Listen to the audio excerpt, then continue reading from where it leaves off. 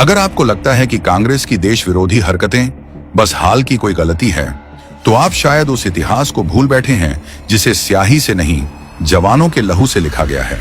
कांग्रेस तो शुरू से ही भारतीय सेना की पीठ में छुरा घोंपने का काम करती आई है।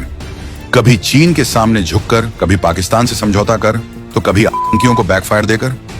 1948 में नेहरू ने पाकिस्तान से समझौता करके न सिर्फ भारत के अभिन्न अंग कश्मीर को 370 नामक बेड़ियों से जकड़ा, बल्कि बीच युद्ध में पीओके का मामला यूएन ले जाकर भारतीय सेना के हाथ बांध दिए।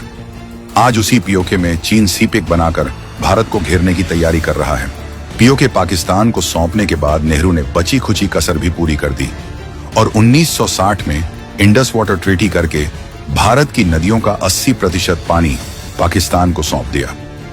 आज वही पाकिस्तान उस पानी से बिजली बनाता है, ट्रेन चलाता है और भारत पर आतंकवादी हमले करवाता है। 1962 में चीन की विस्तारवादी नीतियां चरम पर थीं। तब नेहरू ने सेना को मजबूत करने की बजाय उसे कमजोर करने का ठेका ले लिया। अनुभवी सेना के अधिकारियों को दरकिनार करके नेहरू ने अपने परिवार के सदस्य बीएम कॉल को सेना की कमान थमा दी।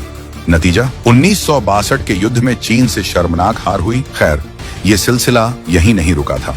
1974 में भारत ने पहली बार परमाणु परीक्षण किया, लेकिन विकीलीक्स की एक रिपोर्ट कहती है कि उसी दौर में इंदिरा गांधी पर आरोप लगे कि उन्होंने भारत की न्यूक्लियर टेक्नोलॉजी उस पाकिस्तान को सौंपने की पेशकश की थी, जो हमारा पीओके लेकर बैठा है। मतलब कि जिस तकनीक पर देश को गर्व होना चाहिए था, कांग्रेस उसे सौदेबाजी का औजार बना रही थी। वहीं कांग्रेस के पूर्व नेता इंद्र कुमार गुजराल ने पीएम बनते ही भारत की सबसे बड़ी खुफिया एजेंसी रॉ की रीढ़ ही तोड़ दी थी। पाकिस्तान से ऑपरेट करने वाले रॉ एजेंट की पहचान लीक कर दी गई। एक तरह से देश की आंखें निकालकर दुश्मन के हवाले कर दिया गया। 1991 में कांग्रेस सरकार ने पाकिस्तान से ऐसा समझौता किया जिससे भारत की सेना की मूवमेंट की जानकारी भी पाकिस्तान को देने की बात की गई थी। यानी कि हमारी सेना चाहे युद्धाभ्यास ही क्यों ना करें, उसकी खबर पाकिस्तान को होनी चाहिए। इसे गद्दारी नहीं तो और क्या कहेंगे। 2001 में संसद हमले के बाद अटल बिहारी वाजपेयी सरकार आतंक से निपटने के लिए पोटा यानी प्रिवेंशन ऑफ टेररिज्म एक्ट लेकर आए, लेकिन 2004 में सत्ता में आते ही कांग्रेस ने पहला काम पोटा को हटाने का किया। क्यों? क्योंकि पर सख्ती करने से सेक्युलर वोट बैंक नाराज हो सकता था। बात यहीं खत्म नहीं होती। पूर्व सेना प्रमुख जनरल जे सिंह के अनुसार 2006 में सोनिया गांधी सियाचिन ग्लेशियर को पाकिस्तान को देने की बात कर रही थी, वो इलाका जहां हमारे जवान -50 डिग्री सेल्सियस में डटे रहते हैं।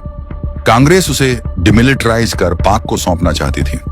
सेना के चेहरे पर तमाचा मारने से कम कुछ नहीं था ये। अंत में बात साफ है, जो पार्टी बार बार देश की फौज के साथ गद्दारी करे, जो सेना को बेच दे, बदनाम करे, बेबस बनाए, वो पार्टी आज देशभक्त बनने का ढोंग कर रही है और इतिहास गवाह है। कांग्रेस ने हर बार पीठ में छुरा घोंपा है।